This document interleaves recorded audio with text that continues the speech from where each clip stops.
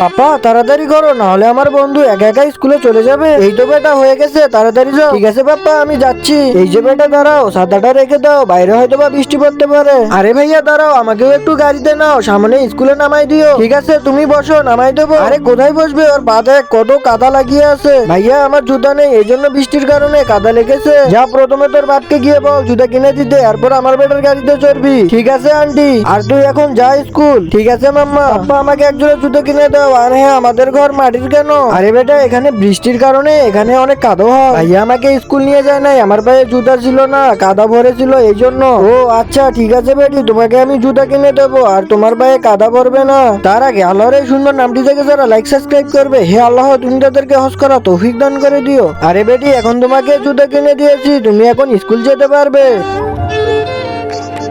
আরে পাপ্পা দেখো, ওখানে কাদায় জুতা আটকে গেছে। এখানে তুমি দাঁড়াও বেটা, আমি গিয়ে জুতাটা এনে দিচ্ছি। পাপ্পা ওখানে জুতাটা রেখে দাও, আমি জুতা ছাড়াই স্কুলে চলে যাব।